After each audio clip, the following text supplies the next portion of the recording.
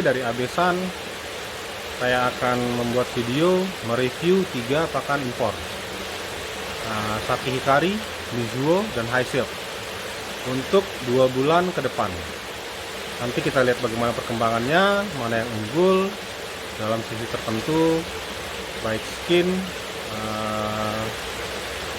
atau grow atau overall. Nanti kita lihat bareng-bareng ya. Oke, saksikan videonya.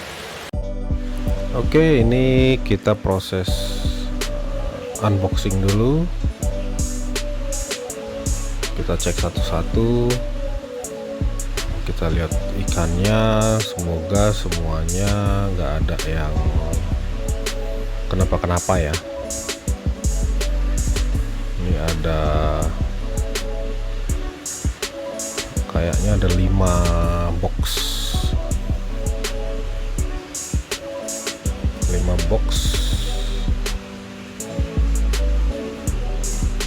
itu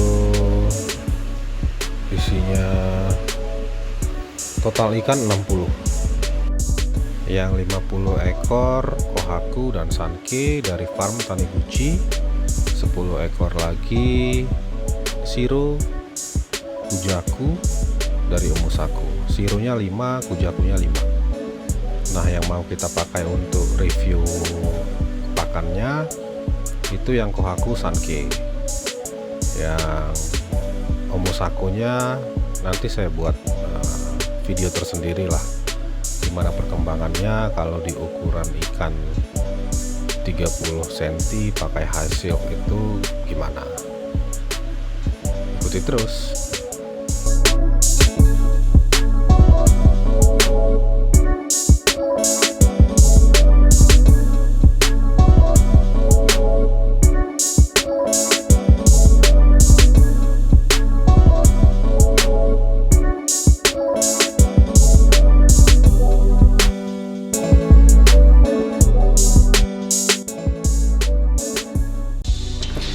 Pakan pertama Mizuho,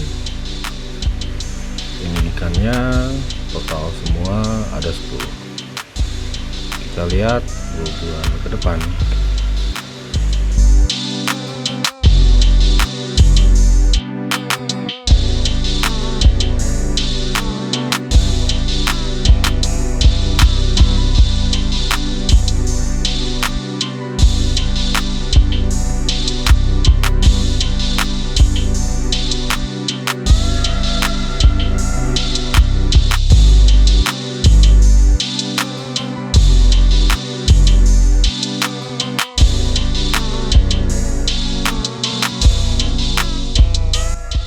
Pakan kedua Saki Hikari, ini ikannya kita lihat nanti 2 bulan ke depan.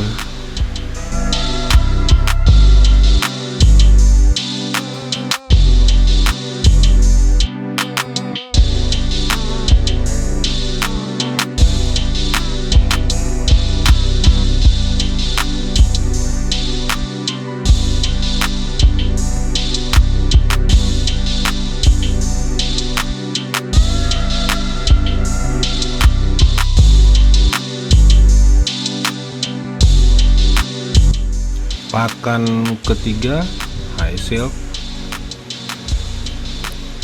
ini ikannya total ada 30 ekor. Kita lihat 2 bulan ke depan.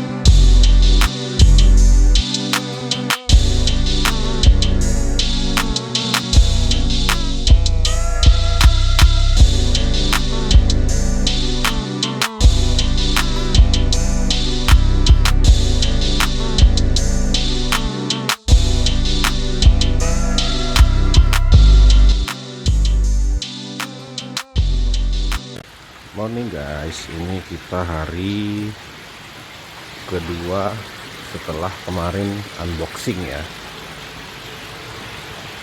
Kemarin kita baru unboxing kolam utamanya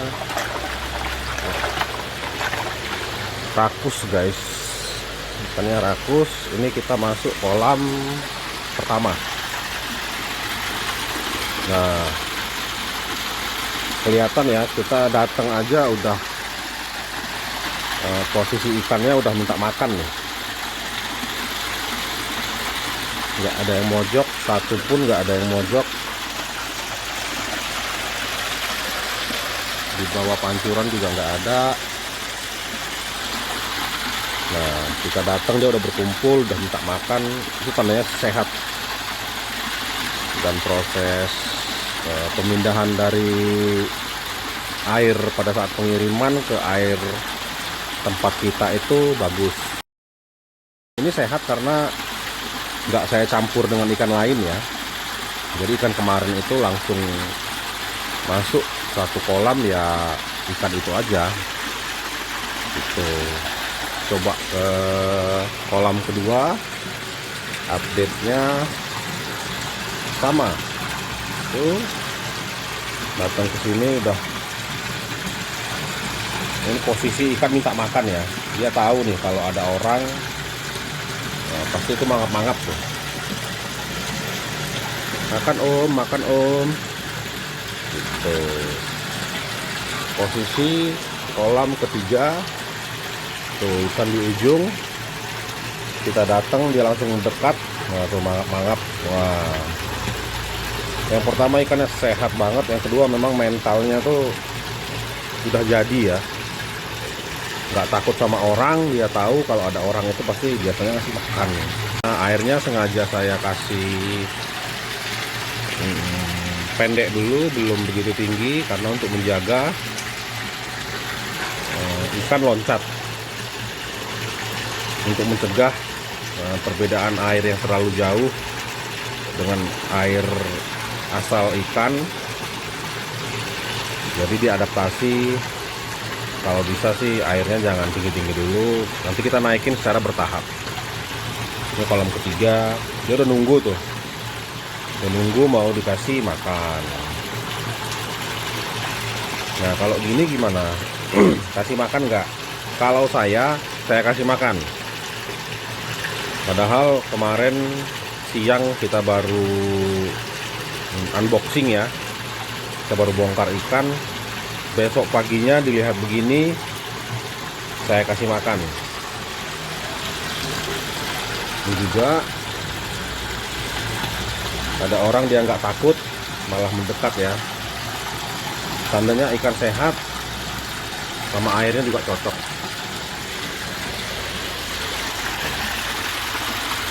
Ini juga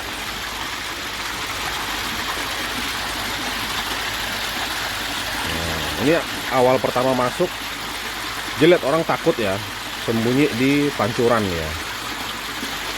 Tapi ini baru satu hari, satu malam bahkan. Ada orang dia langsung datang gitu. Kita coba.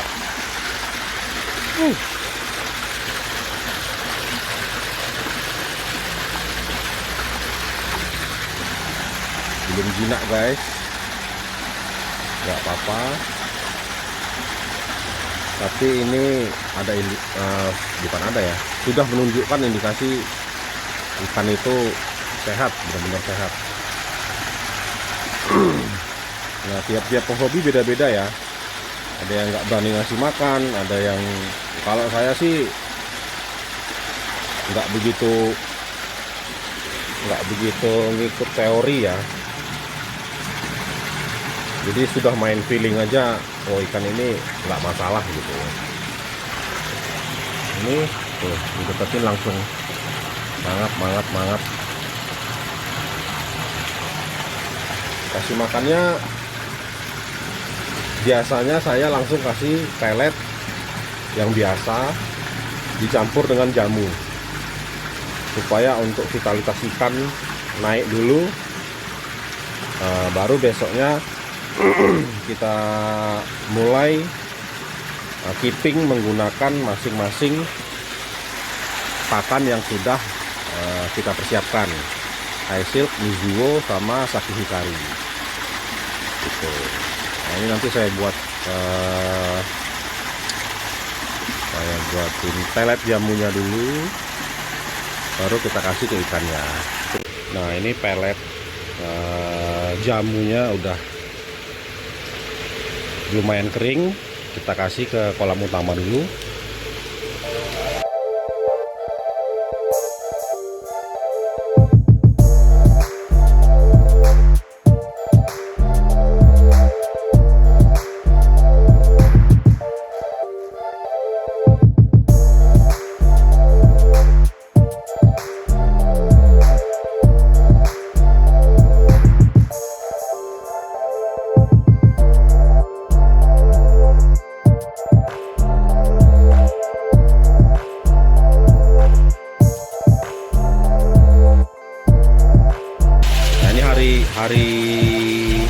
Berarti hari pertama ya setelah sampai langsung saya kasih makan pakai pelet jamu.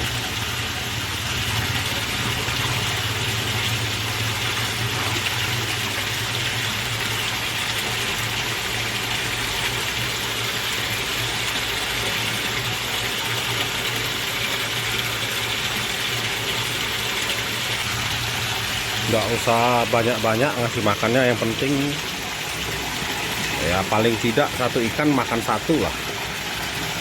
Kita kasih juga ini.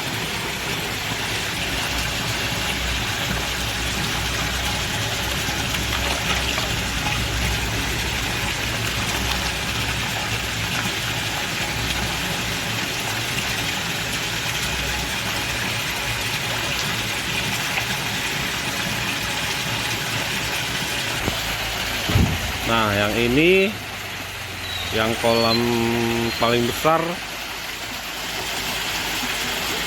ikannya malah sembunyi lagi. Kalau gini saya nggak saya kasih makan, karena nanti kalau dikasih takutnya terlalu lama nggak dimakan, peletnya malah jadi penyakit. Nanti kita tunggu aja, kalau dia udah nggak di bawah pancuran lagi, baru kita kasih.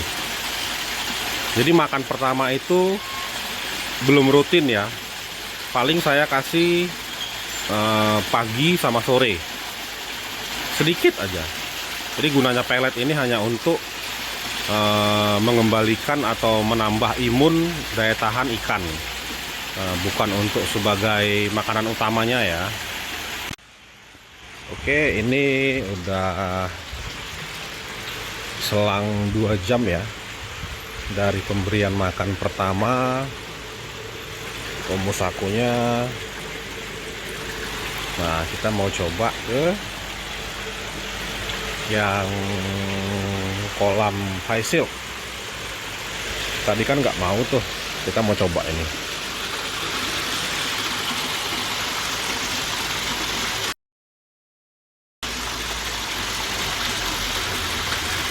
Kita coba kasih beberapa aja.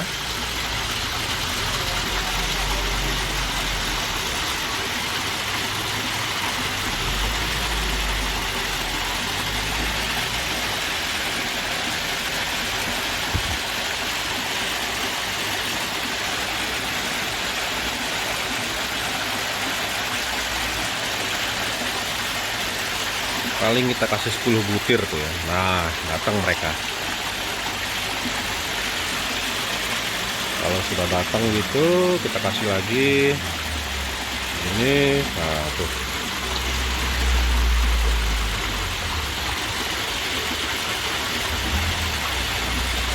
Kita kasih lagi.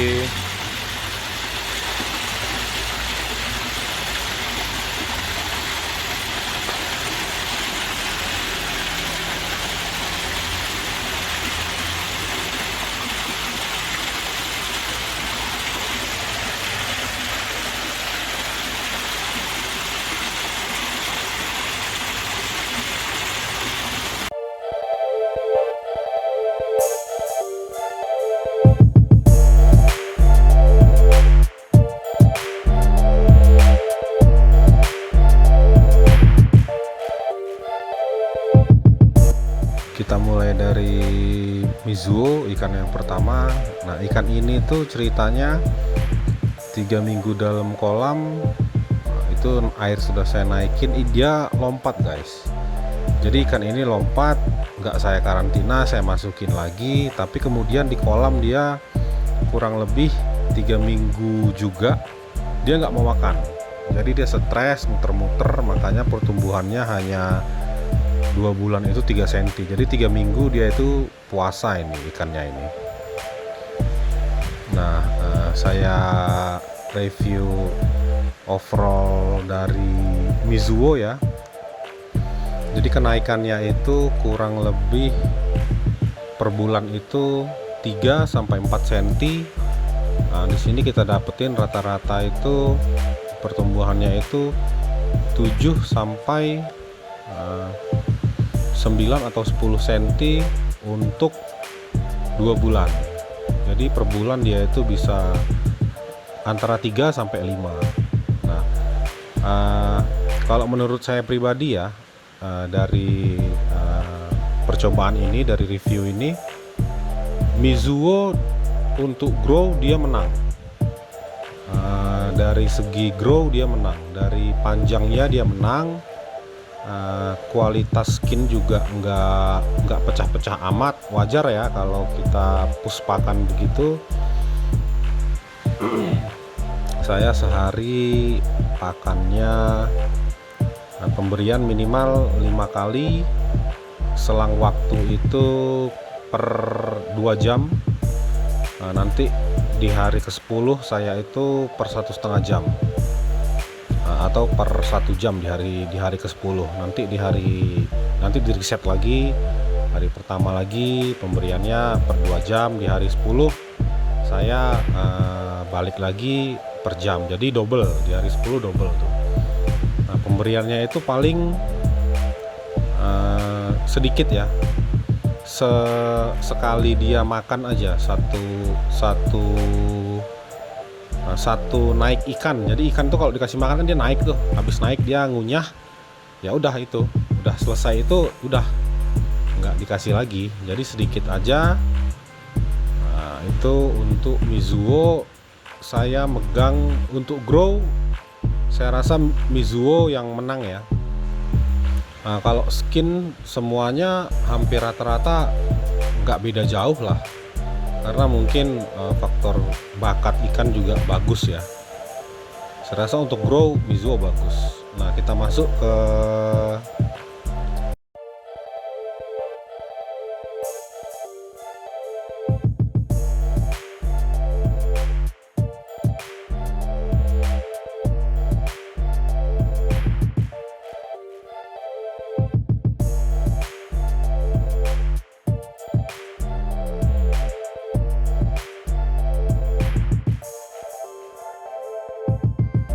pakan kedua, Saki Hikari. Nah, Saki Hikari ini dia menurut saya untuk diadu grow sama Mizuo nggak beda jauh, kalah untuk panjangnya ya, untuk grow, untuk ikan memanjang itu nggak beda jauh lah. Nah, kalau saya lebih memilih kalau untuk grow ke Saki Hikari. Kenapa begitu? Karena dari harga, saya beli itu yang langsung 15 kilo ya, jadi jauh lebih murah. Sedangkan Mizuo kan kalau nggak salah per 2 kilo ya, saya nggak tahu sih apakah ada yang di atas itu. Kalau saya salah ya dikoreksi. Nah, jadi kalau menurut saya Saki Hikari nggak jauh beda dengan Mizuo dari sisi grow. Warna juga saya rasa nggak begitu banyak ya. Ada sekitar 2 atau 3 ikan yang polanya atau beninya itu ada yang hilang. Jadi patternnya itu agak sedikit berubah dia. Ada yang hilang, tapi wajar karena memang saya tidak menggunakan pakan warna sama sekali, murni pelet untuk pertumbuhan aja ya. Nah, Saki Hikari menurut saya paling benefit lah, paling efisien dia untuk dari segi grow-nya dapat, dari segi ekonomisnya juga dapat, harganya juga masuk karena dia menyediakan yang 15 kilo ya.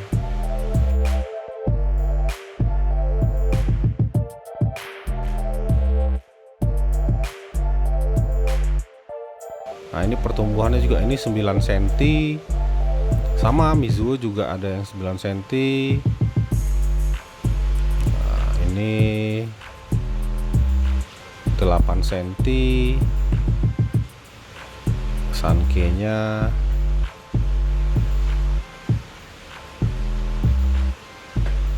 Nah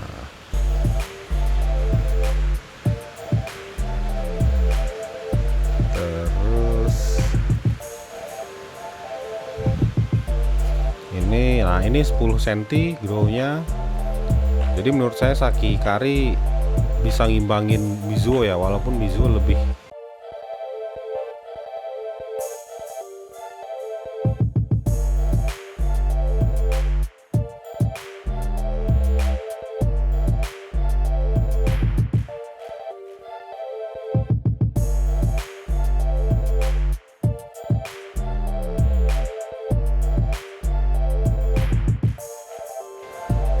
inilah, dia lebih, menurut saya lebih menang, tapi enggak begitu banyak, enggak begitu signifikan lah. Nah ini pakan ketiga High Silk. Nah menurut saya High Silk ini dia kalau untuk grow kurang dapet ya.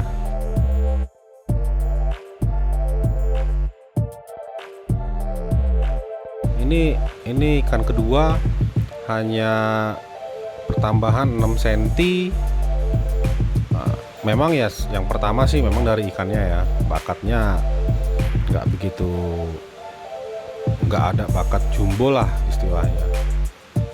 Tapi menurut saya kalau hanya 5 cm dalam 2 bulan ya kurang ya. Nah ini 7 cm ya, berarti ya not bad lah. Nah ini 6 cm, padahal ikannya bagus, tapi kelebihan dari High Silk yang saya lihat ya, karena di video dan kita lihat sendiri itu berbeda ya. Dia skinnya itu lebih shiny, lebih enak dilihat. Terus dia ikannya itu jauh lebih bidang. Istilahnya torpedo lah bentuknya gitu loh. Jadi dia padat, dia ngisi bukan ke horizontal aja ya, vertikal dia juga ngisi gitu loh. Jadi dia tuh membuat badan ikan tuh padat. Nah itu saya mungkin di sini videonya kurang lengkap ya, karena juga saya sendirian, belum ada yang nemenin. Jadi nggak bisa saya shoot ikan itu dari samping gitu loh. Dari samping dia kelihatan sisi vertikalnya ya panjang juga, jauh lebih panjang daripada Mizuo dan Saki Hikari. Nah itu keunggulan High Silk itu, dia skinnya lebih shiny, lebih apa ya, lebih enak dilihat gitu loh. Tapi warnanya ya sama dengan Mizuo, dengan Saki ya, memang satu indukan ya ikannya. Tapi dia lebih shiny aja. Terus badannya itu lebih gembul, lebih padat. Bagian sirip itu dari belakang insang itu dia padat ya, membesar gitu loh. Jadi seperti torpedo dia.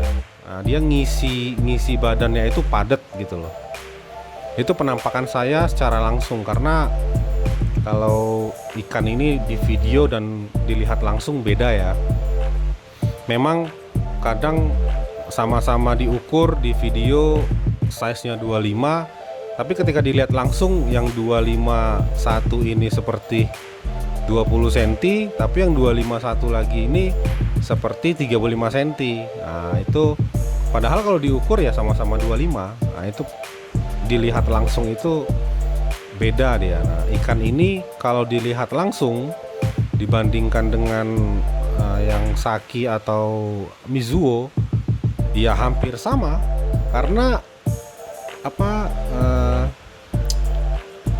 dari postur badannya dia nggak kalah jauh. Dia kalah jauh kalau kita hitung kan ikan ini sampai ke ekor ya, sampai ke buntutnya itu. Nah itu kan total keseluruhan panjang ikan kan sampai ke buntut. Tapi kalau dari pangkal ekornya itu high silk nggak tidak beda jauh gitu loh. Bahkan dia lebih ngisi gitu loh. Itu yang saya lihat langsung.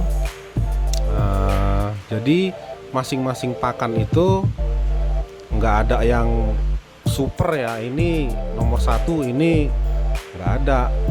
Nah itu kesimpulan saya sih begitu. Jadi kalau ada orang nanya penghobi baru apa pakan bagus, terus ada yang jawab ini, menurut saya masing-masing berbeda ya.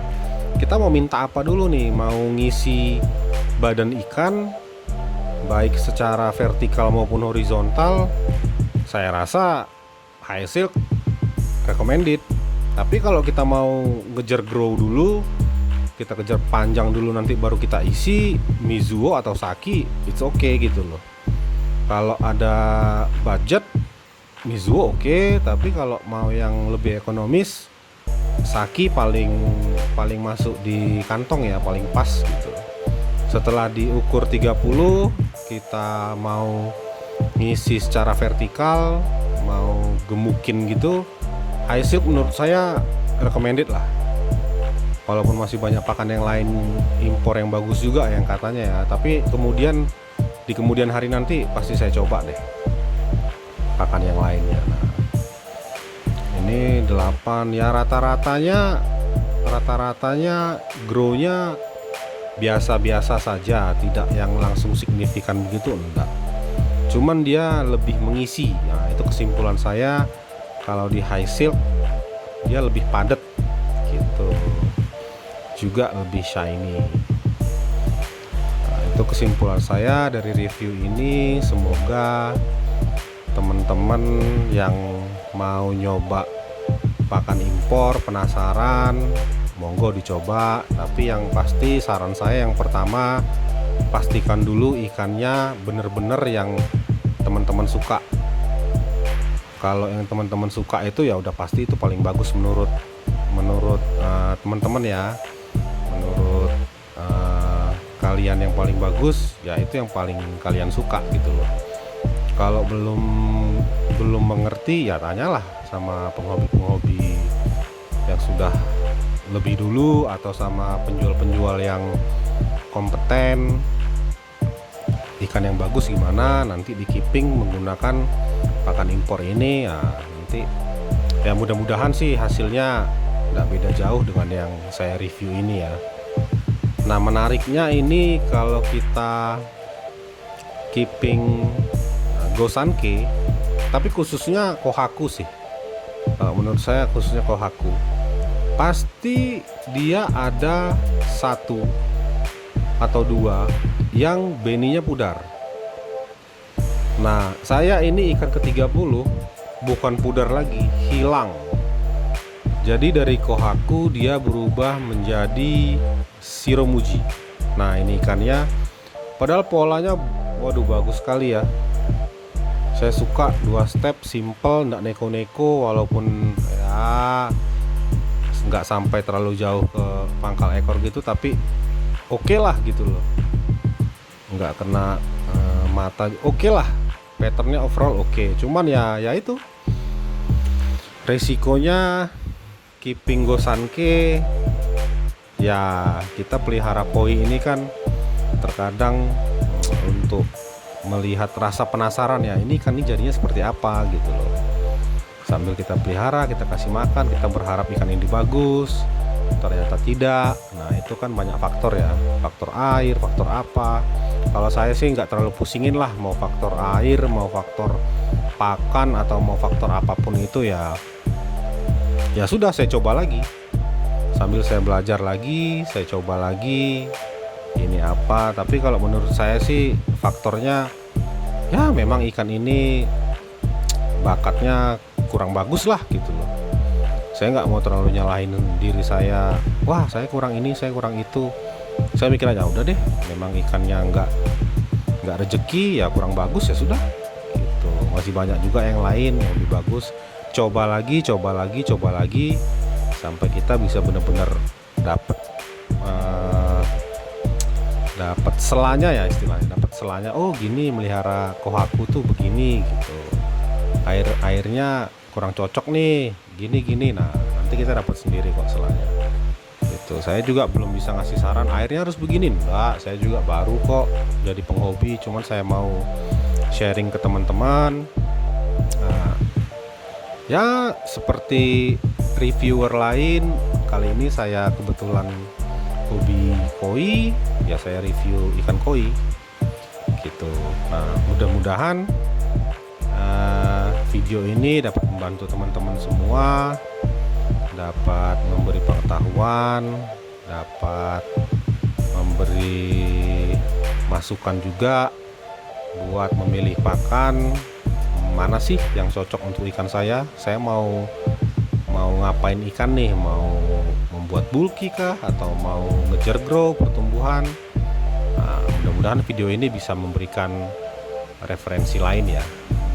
Demikian video saya harap dapat membantu teman-teman semua. Sampai jumpa di video selanjutnya.